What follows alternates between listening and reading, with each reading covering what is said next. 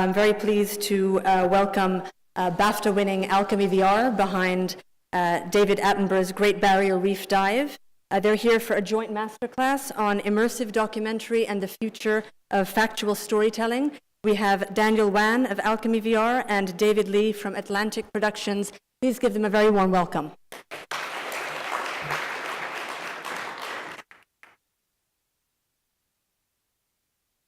Well, first of all, thank you all very much for coming. Great to see you all here.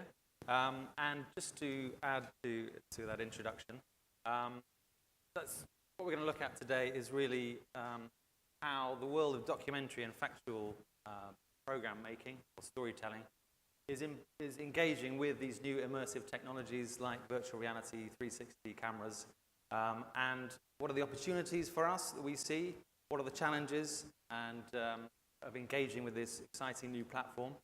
And we wanted to do that by just taking you through our own experiences and also looking to the future as well. So as you heard, my name is David Lee and this is Dan. Hello. And first of all, just a little bit of background of where we come from. So I'm from Atlantic Productions. In fact, Alchemy is a kind of spin-off from Atlantic, a 360 arm, if you like, or a virtual reality arm. But Atlantic, at its core, is all about factual storytelling. We've had 25 years of experience making television documentaries, cinema documentaries, and giant screen documentaries. But we're also exploring all the different other platforms that are out there to see how we can, what the opportunities are, how we can exploit them to tell our factual stories. So here's a little short taster of Atlantic and the sort of things that we make.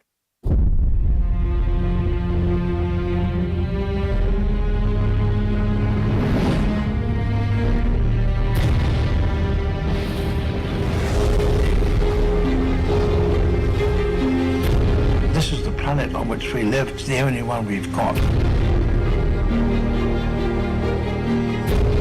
To go to the moon, we made some bold decisions. That's Everest. Mount Everest, the highest point on Earth. Richard expected the greatest test was yet to come. My lord's privy seated. When you're close up, you can see how wonderful their wings are. Isn't that just beautiful? It's new to science. It's a new species. This is a great moment where 3D has come of age in television. The winner is Natural History Museum Alive. The crucial missing piece in the theory of evolution. A member of the human ancestral tree. The first tomb discovered in more than 80 years. Right now, an exciting new discovery unearthed in Egypt. 3 mummies now become visible. You see that? George Mallory. Oh my God.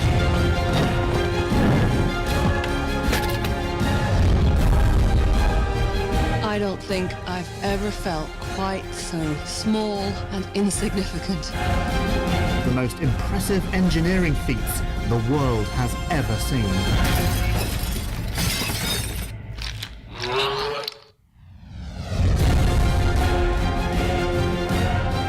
This is where the magic happens.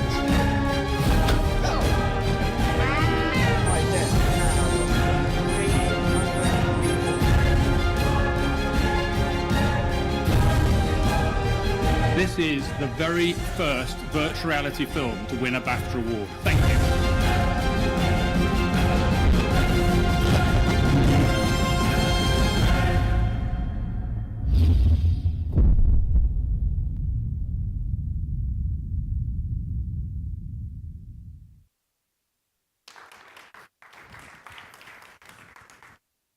Cool, so that brings me to Alchemy. Alchemy is the dedicated VR and AR studio of Atlantic.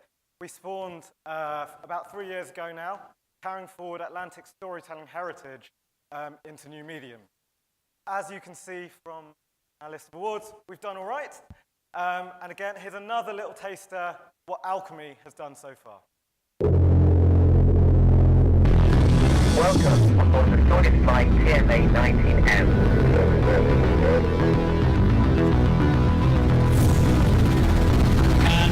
BAFTA goes to Alchemy VR for David Attenborough's Great Barrier Reef Dive. This is the very first virtual reality film to win a BAFTA award. Thank you.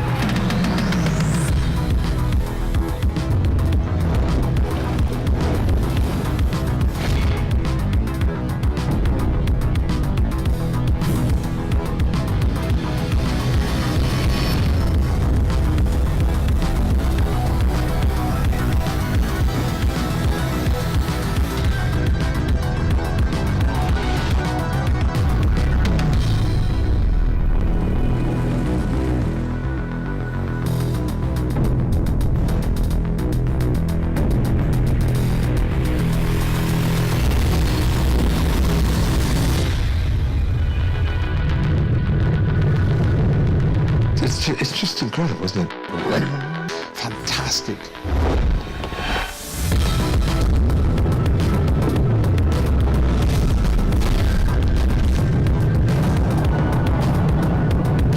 It becomes addictive. I mean, you don't want to leave.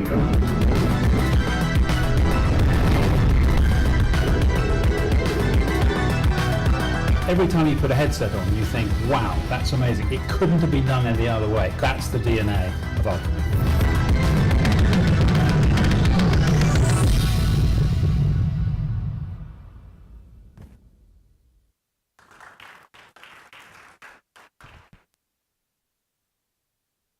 Here are some of our recent collaborators.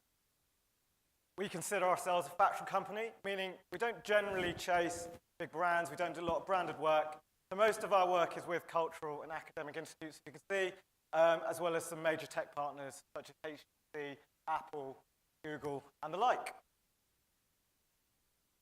So, we wanted to really go back and tell our story of how we moved from what are slightly rudely called the flatties these days, a standard 2D image in a very restricted frame, to 360, and where you can look wherever you like. So there is an interesting story of how we got into that, what we liked, what were the challenges, what were the problems. So I just wanted to start with my own personal story on this journey, and it begins here in Gamantong Cave in Borneo. It is an enormous natural cave.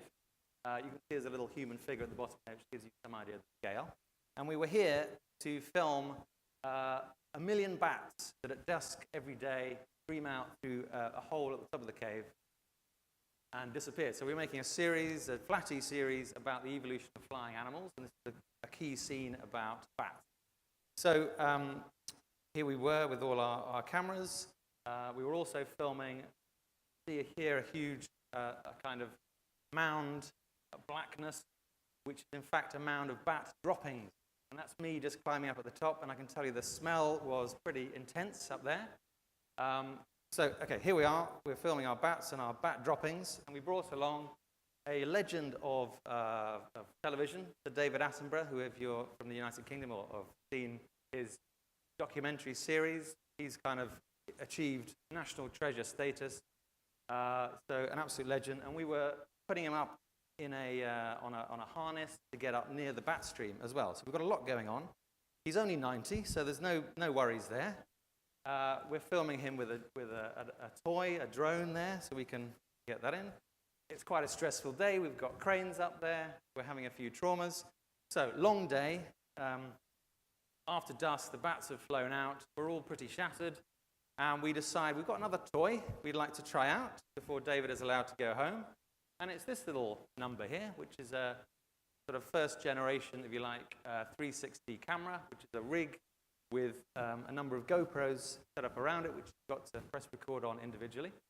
So we bring that out and we say to David, would you mind, one last thing, before you go home and have your shower and get the smell of bat poo off your clothes, just to say something about this cave, because we realized this was a fantastic environment to bring a viewer to. It's an extraordinary place.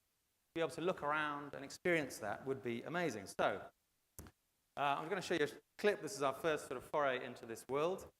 We've recorded it in a flatty style to get it on the screen. So this is someone using the VR headset, and we've recorded it. So here's David, slightly tired, but an absolute professional, giving it his best.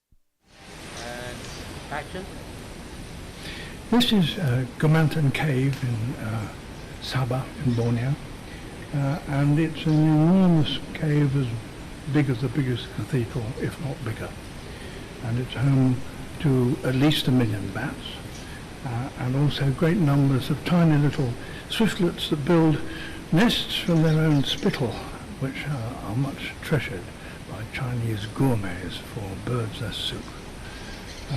It looks spectacular, and in places it smells disgusting.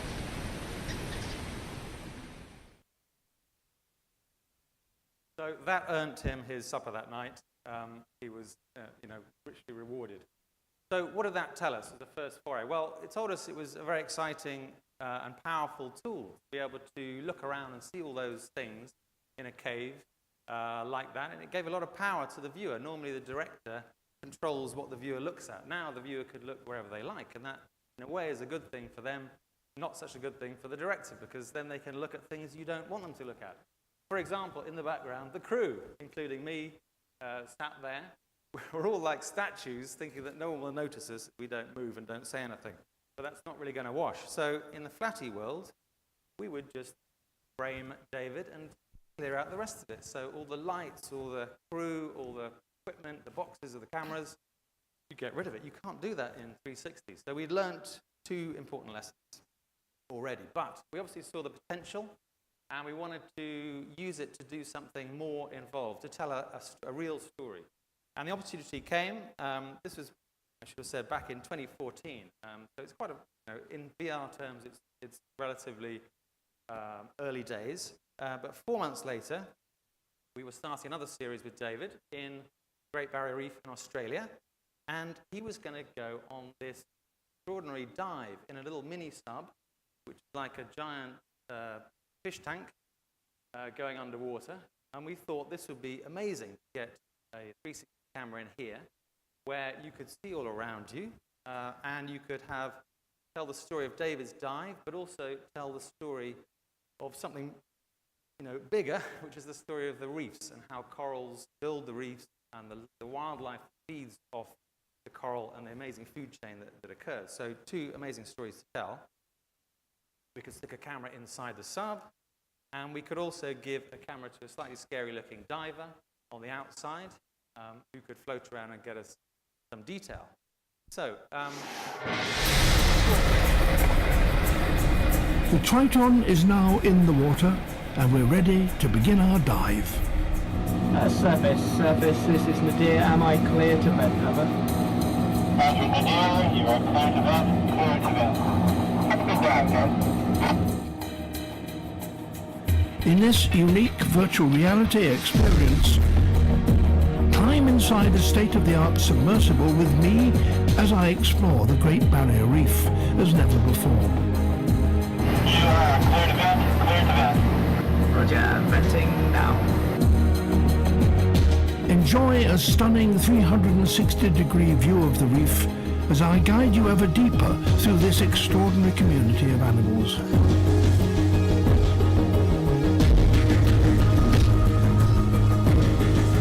With the help of specialist dive teams, you will discover a wonderland of colourful corals, darting fish, and sleek reef sharks. Look to your left. Oh yes, look at this. Oh my goodness. Oh wow. How amazing. So that was sort of part of a trailer that we put together for the experience. So what did we learn as factual storytellers in this particular journey? Well, there was a couple of technical things to start with. Our problem with framing out the crew. Well, in this case, we just had to let it go. There was no room for lots of people in this sub, so we had to put the camera in there, put in a sound recording box, let them go on the dive, and just hope that it all came back in one piece. But we did have our guy on the outside, our diver.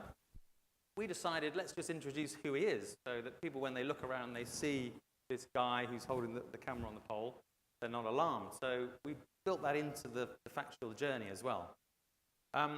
But when we then started to edit this piece, then we discovered that there were other challenges, because when you're putting different shots together in normal factual storytelling, it's like a jigsaw puzzle. You've got lots of little pieces, shove them around in different orders, you have lots of cuts. You can cut every 3 seconds, as often as you like. You can massage your story to make it say what you want.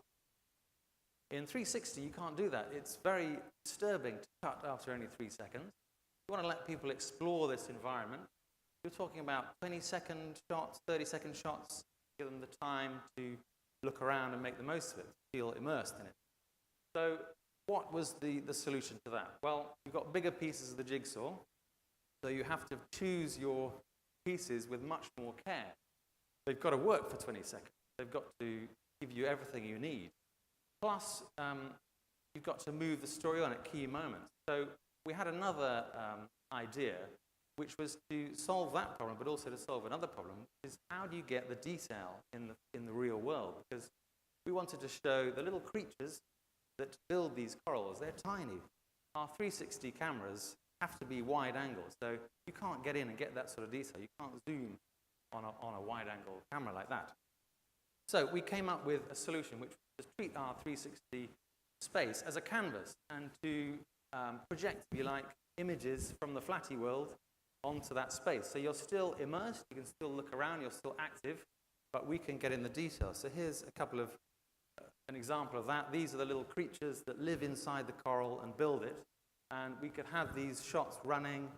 You could look around, see all these elements around you. So you could say we've kind of jumped out of the immersive world into the flatty world, but I think it allows you to be immersed in a very different kind of world. It's not a real world, but it's a world full of images that you can still engage with. So, as a result, we came up with a 20-minute experience, which, as I think we've probably plugged already, we were very excited, won a BAFTA, the first ever BAFTA for a virtual reality experience. And, I mean, we obviously had pride in that, but we also felt that was hugely encouraging from the industry, that we were doing something that was clearly heading in a good direction. We were excited. We were trying this. And so we wanted to extend our experience, and we wanted to get particularly into the world of history. And we got our chance here in the United Arab Emirates, where we collaborated with Image Nation in Abu Dhabi to come up with a few history-based virtual reality experiences. This first one was about pearl fishing, hugely important in the history of the United Arab Emirates, and we wanted to go on a journey with a pearl diving expedition. We've got a flash new camera, which looks much smarter. It's the next generation. And we also decided to pre-plan everything. So rather than have to find a solution in the edit, we're going to storyboard exactly what we're going to see. So we start off with an underwater scene of a pearl diver coming and collecting some oysters. And then we're going to end up with a scene on the boat where the guys are looking through the oysters to find a pearl. And we accept there's no possibility of zooming, so we're going to get things brought to the camera to solve that particular problem.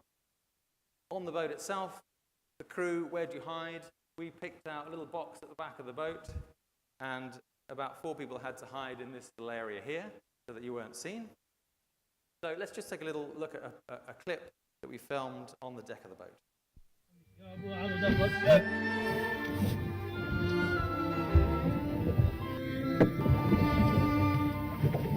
Daniel! Wow! It's amazing. Look at it. This is Dana. Listen. Dana.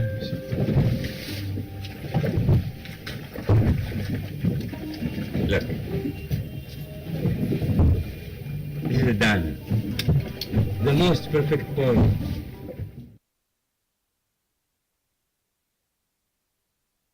So that was just an end of our journey through, if you like, live action immersion. So over to Dan for the next chapter. Cool. So multi-sensory VR. The one thing I always say to our clients is that virtual reality works best when it takes you somewhere you wouldn't normally be able to go. It sounds obvious, but it's very, very true.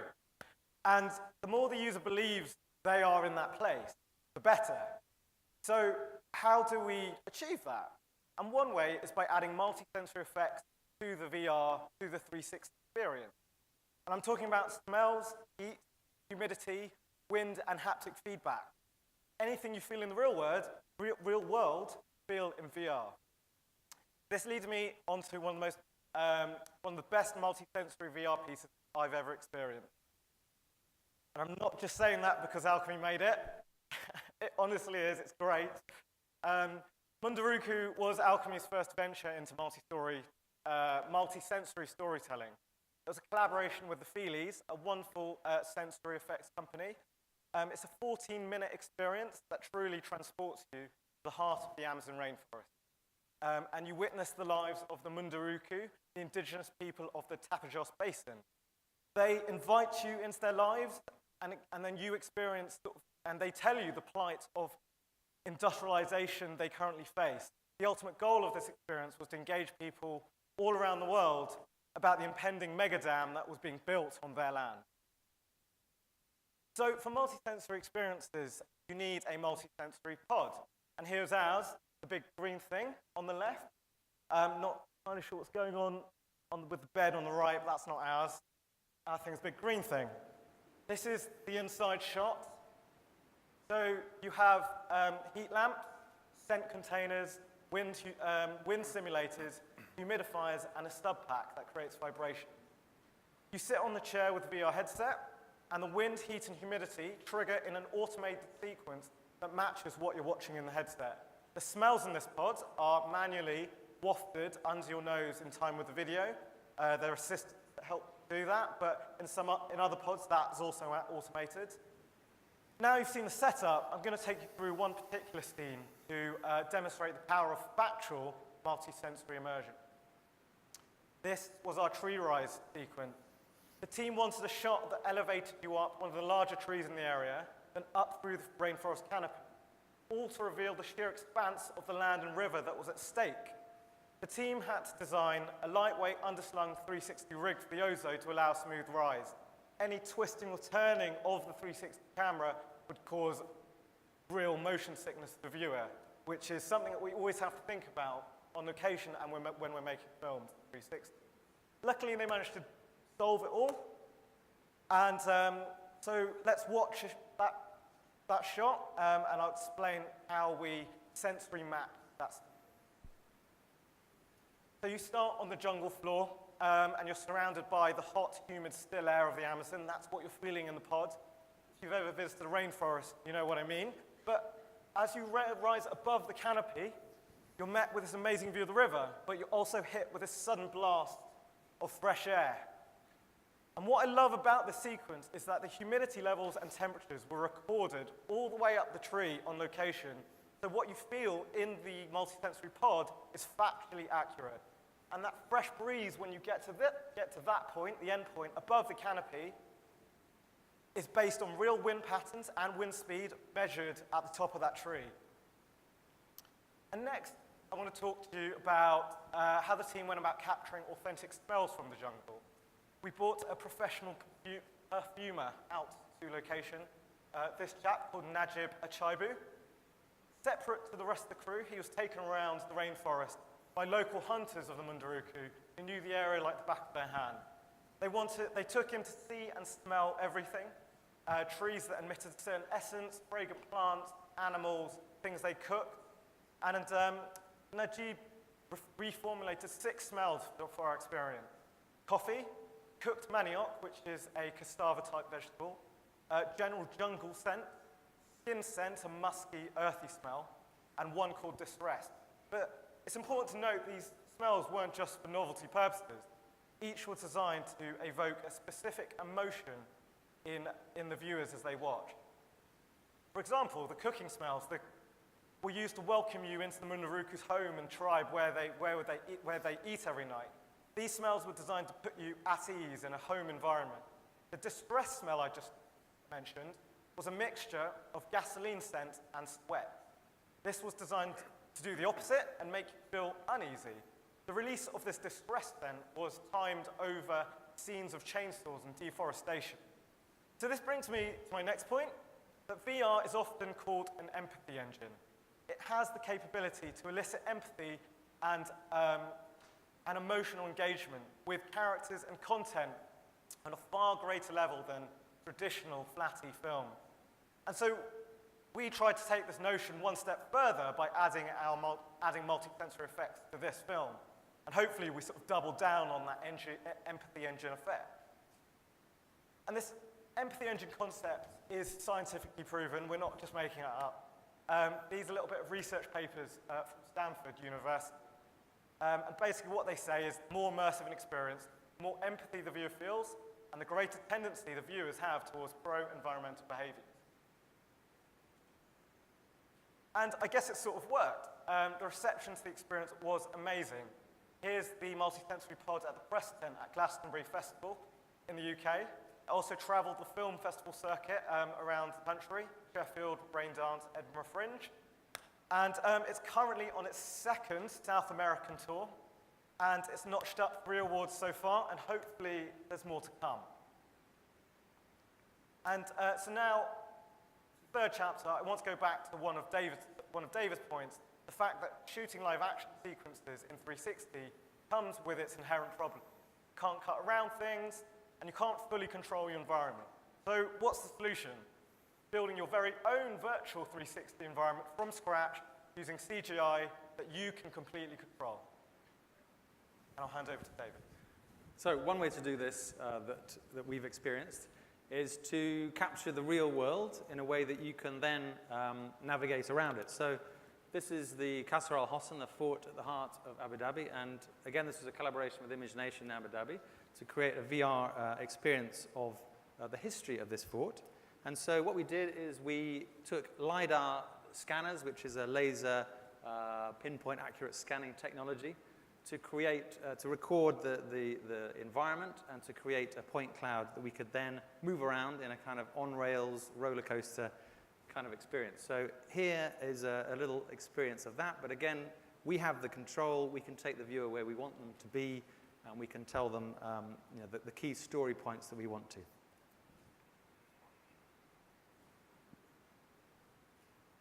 I think you might need to help me with your play on that one.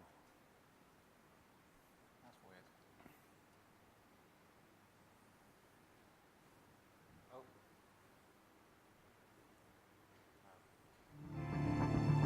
And now, you can witness it too.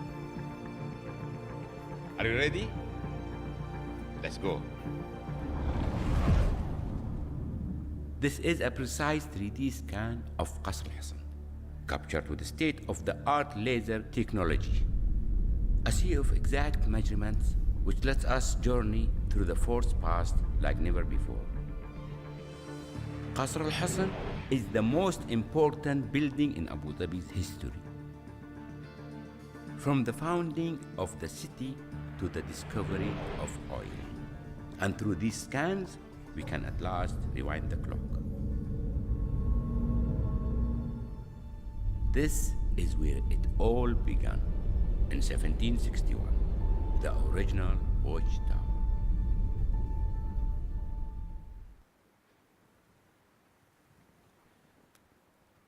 Can we go back? Cool. And so that was mixing live action with CGI, and now I want to talk you through a full CGI project that we made. I said earlier that VR works best when it takes you somewhere you can't go, and this project is proof of that. The Science Museum in London acquired a Soyuz module about a year ago. This is the very capsule that British astronaut Tim Peake came back down to Earth from the International Space Station in. It's about 1.5 tons of scorched metal. It's an amazing exhibit to look at. I've seen it myself, but obviously it's a museum. You can't go inside. You can't really see it alive in action. They challenged us to enhance the visitor experience around the Soyuz module. So we thought, what if you and I, Joe Bloggs, the Joe Bloggses of the world, could experience the same once-in-a-lifetime 400-kilometer journey Tim Peake did when he came back to Earth from space. And this was the result.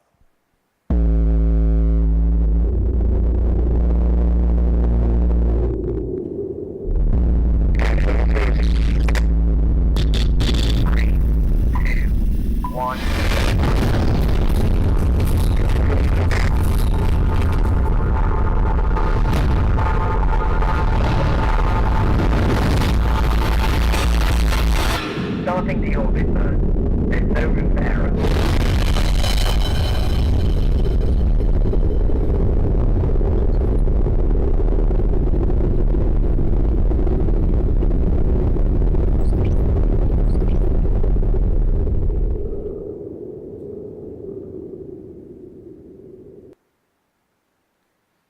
In creating this experience, we had to be mindful of our client, the Science Museum, and their audience, so it had to be factually accurate to the nth degree. The majority of the experience is in the POV of the astronaut, as you can see here. You're right up close to the interior of the capsule. We toyed with the idea of doing it all in live action, the simplest way to retain that level of accuracy. But after some experimentation with schematics that NASA had given us, and tape measures and chairs in our office, we decided it was far too confined a space to use our 360 cameras, which currently still struggle in these sort of tight, small spaces. We'd also need all kinds of flashing buttons, working screens, and monitors, which we weren't allowed to touch the real Soyuz module. Not to mention, we needed to simulate zero gravity in parts, and even NASA couldn't help us do that. So creating the inside of the Soyuz module in full CGI was the only way. But like I said, we had to keep it accurate. After all, we're a Factual 360 VR company. So we sent our teams to Amsterdam, where there was a replica of the module, to take thousands of photographs from every single angle.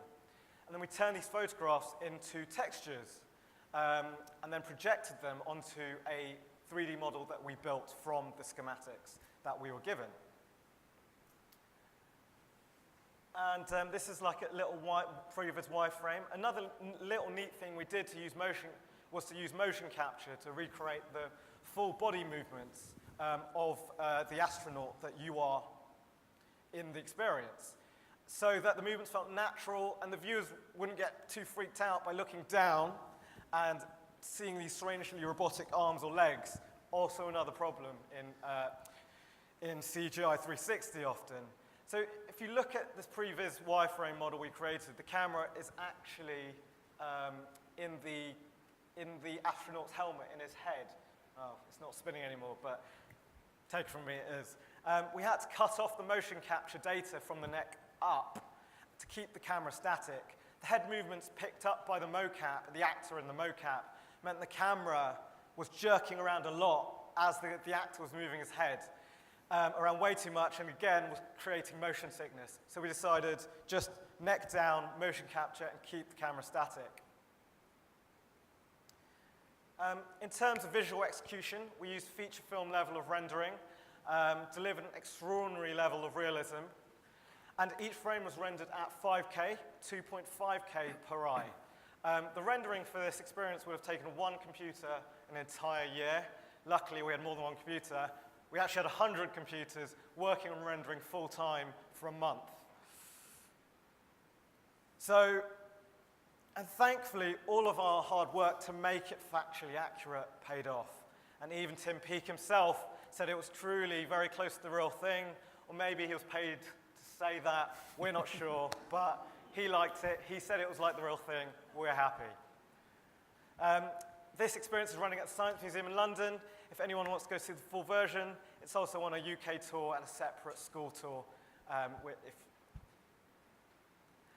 And the ultimate goal of virtual reality is to replicate how we act in the real world. In the real world, we do more than just watch our surroundings. We interact with our surroundings. We use our bodies, our hands, our limbs, our body language, our faces, to interact with the environment in everything that we do. So this is what VR will also have to allow us to do. So let me introduce what I like to call my scale of interactivity in VR. On the left, you have passive 360 video. We've seen plenty of examples already, and that's what we call a sort of on-rails experience. You're led through the narrative, you can choose where to look, but you can't control the story. Then there's branching 360 video, one of the simplest kinds of interactivity. At certain points throughout the experience, you choose which pathway to take and triggers another sequence of video. For example, you might choose which character to follow next, or which point of view to watch the story from, the second half of the story from. Essentially a clever but simple choose your own adventure storytelling device. Next is rendered interaction, and now we're edging into sort of proper VR interactivity. Unlike 360 film, this kind of interaction generally requires a full CGI environment. The user can interact with hotspots within that environment, and hotspots are essentially buttons integrated into that virtual environment. They can take the form of objects or more traditional buttons you might find on any kind of traditional computer interface. And here's an example of that kind of rendered interactivity, hotspot interactivity, in a VR Magic Window mobile app we recently produced. So again, this is our ongoing collaboration with Image Nation in Abu Dhabi, we were wanting to create a magic window app. So it's using the same 360 environment, but for this particular example, people were going to access it by using a phone or an iPad, but it could equally work in a headset. So what we wanted to do is to transport people back into the past. This building has been unearthed. It's 3,000 years old, just in the Emirate of Sharjah, and it was once a hall where the townspeople would meet and discuss things. It could be the first majlis to have existed. So very exciting place. We scanned it, measured everything, and then we wanted to recreate it in CGI, building up, as Dan has already pointed out, with the wireframes and the textures, until we finally had our fully rendered world that we could inhabit. And then we wanted to create hotspots within that world, so you could look around, you'd have to find these hotspots. The hotspots, if you looked at them long enough, would then trigger some factual information that would help you understand what this building was for. So we've recorded a little bit of this app to give you an idea of what it's like in action. So there's no sound on this, so I can talk over it. But here you've got a target. You're looking for one of these hotspots. We found one. It's about what they were eating here and discoveries of bones that tell us what they were eating. So here we've got different options. Obviously, in the app, we could have text. We could launch videos, but equally, you could be projected into other 360 environments. So we had little animations to tell you about the uses of the building, text, and live action video as well. So here we had a sort of embryonic version of interactive hotspot VR. Over to Dan. And back to my scale of interactivity. And on the far right is complete interactivity. Here we're basically producing video games. It's a live rendered CGI environment you can move around in and fully interact with. This kind of interactivity is the closest we currently are to simulating how we operate in the real world, but in virtual reality. At Alchemy, we have our first interactive projects on the go. Unfortunately, they're all under NDA, so I sadly cannot talk to you about them, but they are a world away from the TV series that Atlantic started producing 25 years ago, and we still are doing that, and we will do so for the foreseeable future. But we're very proud of the fact we're suddenly producing what are essentially mini video games. You know, we've gone from films to interactive VR, and that is something that we never thought we would ever do, even 5 years ago, but here we are. And sort of this is part of our journey. To build fully interactive VR experiences, you need to get familiar with game engines like Unity or Unreal. Game engines are pieces of software used by actual video game developers to build their games. They allow you to build the CGI environment, set the rules of the user interaction, and determine the logic and the physics of the world you're creating. We dived headfirst into this unfamiliar world, hiring developers and producers from the games industry. And here's an early experiment we did. Zoo VFX are our in-house CGI studio. They have produced Emmy Award-winning assets for previous TV series. And as a result, we have this whole repository of the most wonderful CGI creatures, prehistoric and modern day. One of them is this Dimorphodon, a pterosaur that lived 200 million years ago. She was accurately created for our 2014 TV series, Conquest of the Skies, the same production in which David was walking up hills of bat droppings at the beginning. And when a time when VR wasn't even thought about as a mainstream medium for storytelling. So in no way would we have ever thought we'd produce a CGI asset for a TV series and then later port it into a game engine.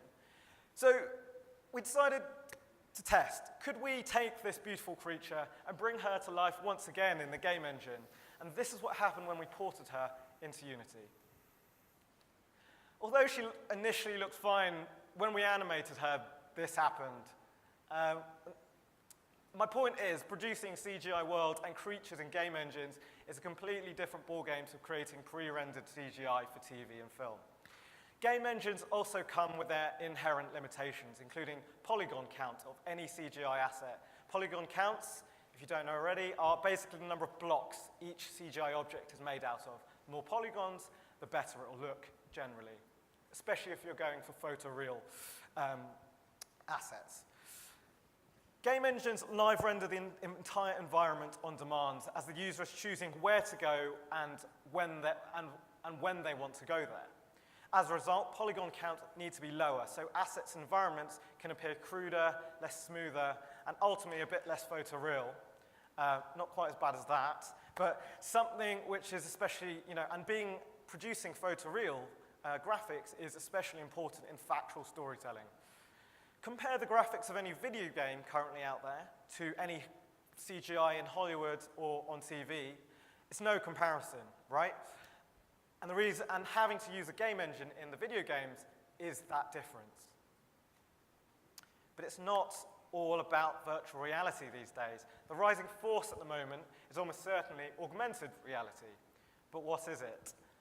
Here's a definition I found online, but an enhanced version of reality where, anyway, it's full of jargon, basically. I'm not sure I even understand it, and I work with AR. So it's just easy if I show you.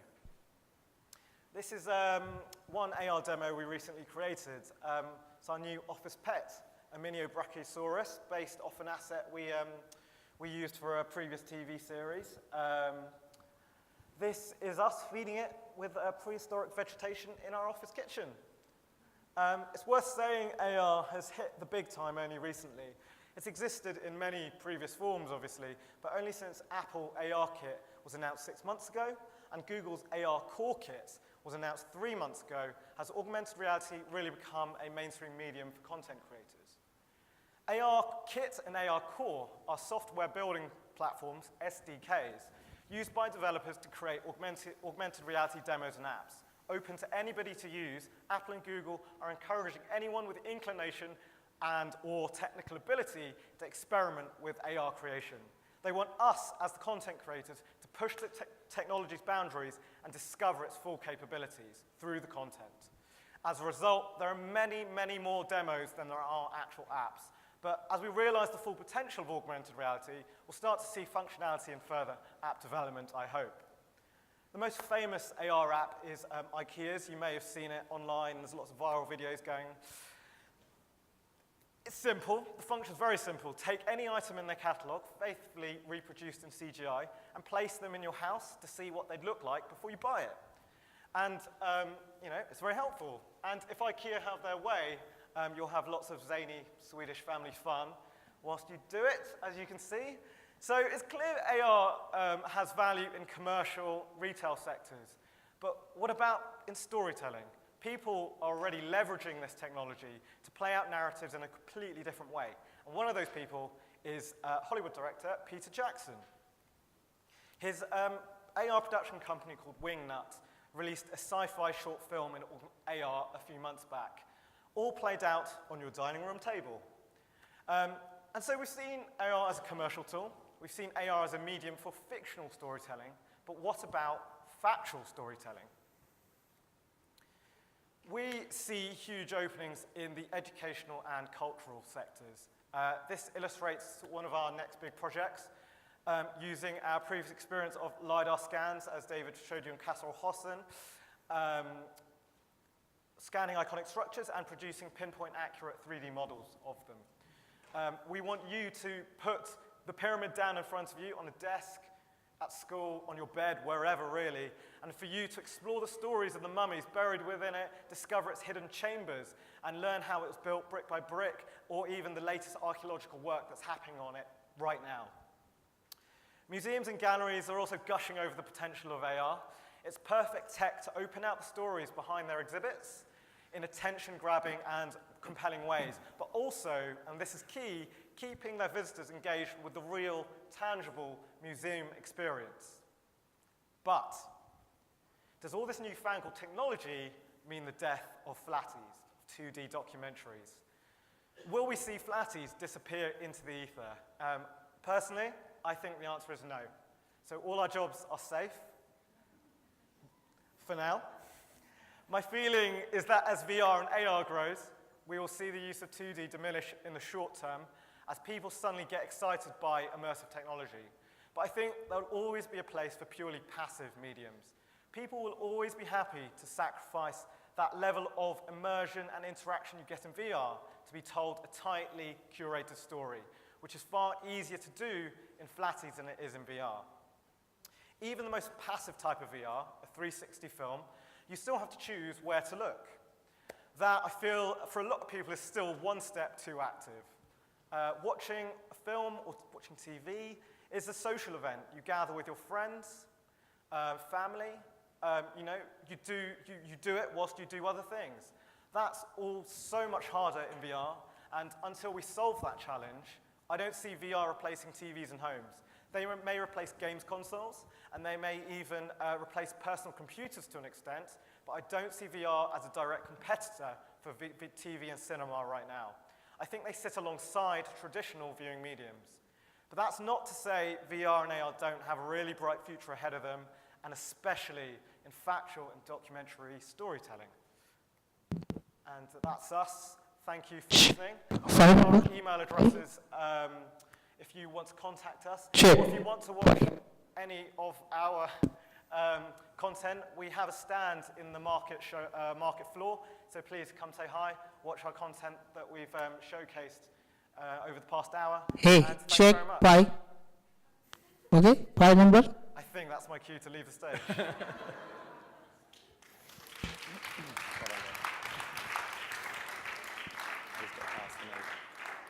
Sorry about that. I don't know where that noise came from, but we do have like 10 minutes for a Q&A if anyone's interested in asking just a few questions. Yeah. Anyone have any questions from the floor? Hi. Okay, that was really great, really interesting. It's really nice to see the future. I wanted to ask now, with all of this, it's all very planned, factual. And so, I don't know, maybe it's not your work, but what about instances when you want to do factual filmmaking or storytelling that is more like, for example, current affairs and stuff that you can't really plan? You have to be a little bit more, I mean, I understand, not the future and more interactive, then that can be kind of recreated somehow. But what about... So slightly sort of off the cuff, more sort of journalistic stuff. Yeah, exactly. Yeah, so there's lots of sort of 360 journalism out there. The New York Times do a lot, The Guardian in the UK do a lot. And it's good, you know, and you do have to set up shots on location a bit more. So it is harder. And, you know, you do suffer from where do you put the crew. And actually, having spoken to journalists who have done 360 video, a lot of them just say, we leave the crew in because it feels more transparent to do so. You are placed in that scene as a viewer, and when you want to look around, it's far more transparent to look back and see the film crew with you, you know. And that, you know, that has sort of journalistic sort of more ethics and moral conundrums based on that argument, and I sort of agree with it. But yeah, I mean, yes, so it is much, much harder to do sort of current affairs journalism in 360, absolutely. But I think people will probably be a bit more forgiving, either viewers will be a bit more forgiving when they watch it, that it's not of, you know, the highest quality of filmmaking, necessarily. And I think that goes with even, you know, 2D journalism, current affairs.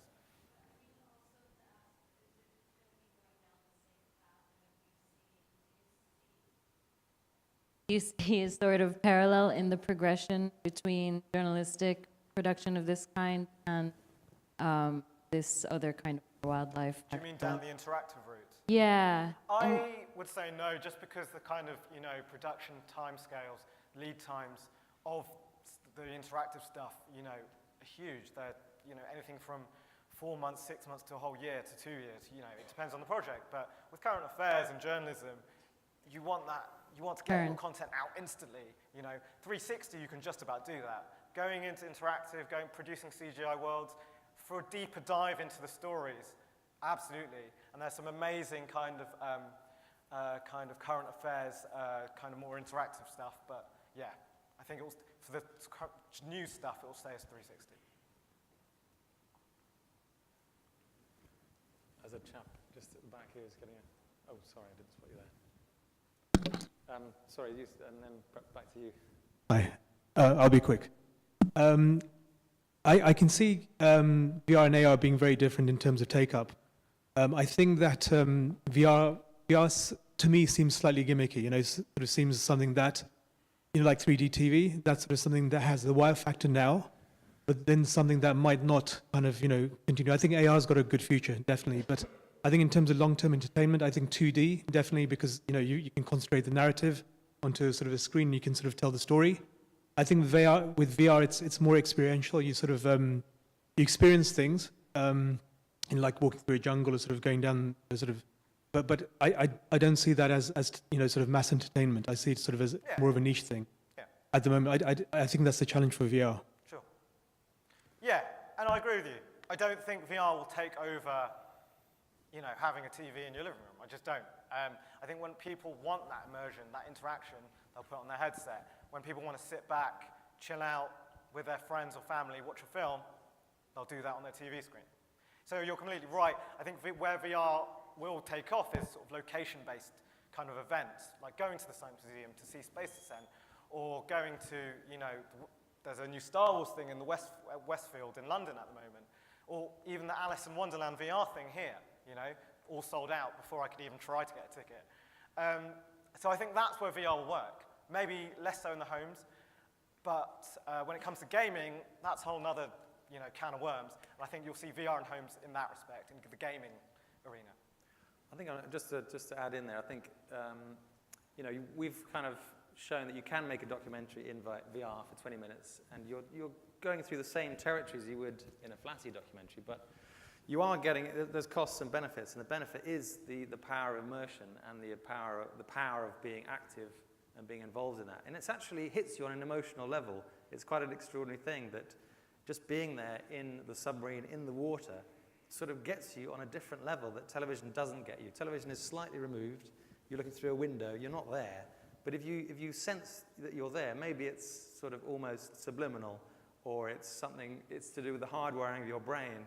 You react in a different way, and your emotions get triggered as well. So there's a sort of price to pay for that, in that you've got to have the goggles, and that's sort of gimmicky. But you know, if you do make the effort to go there, you do get a different experience. Yeah. This guy's been waiting. Thank you. I compose for some Netflix Factual series, but they're all 2Ds, and I wonder how is composing music for 3D or 360 productions, and also the sound design. I'd like to ask your opinions on that. Thank you.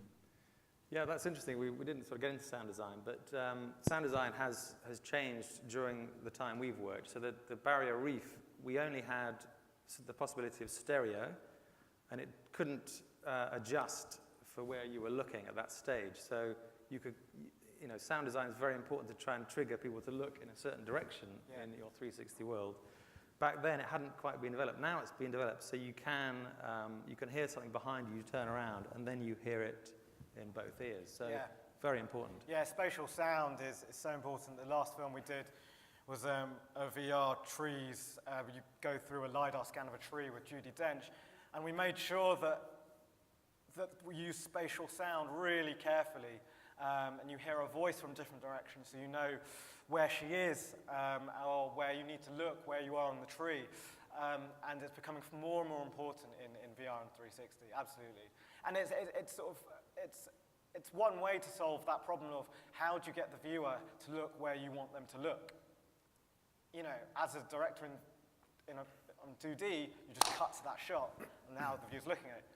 In 360, they can look anywhere they want. Use sound, catch their attention, now they're looking at it.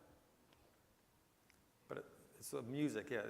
Because you're sort of locked into this world, it becomes much more important, and it has much more power as well. So you've got to be careful in a way, what you're putting in there, because it's going to have much more impact than me sitting here watching a television. Yes, sorry. Hi. So I recently saw this article about AI-generated images and how they can take one image and essentially make a completely different image from that, like a winter image, and then turn it into summer. and like completely change it. So how do you think, especially when we're talking about factual storytelling in VR, how do you think AI may change that conversation? How do you keep it factual when you can technically cheat now with the creation of new AI? Well, it depends how you sort of term AI, really. But I guess in that case, as long as you're always transparent with the viewer what's happening, I think it's fine. I think that is key. I don't think, we would ever mislead the viewer, but if we're creating an effect and experience, there's probably a bit more leeway. But, AI and VR, a lot has been spoken about those two things coming together. And yeah, it's probably way too big a subject. We could have another hour on that. But yes, like in terms of factual, you're just going to make sure you never mislead the viewer. And that's taken from, the same sort of ethics that we work within when we produce 2D documentaries, really.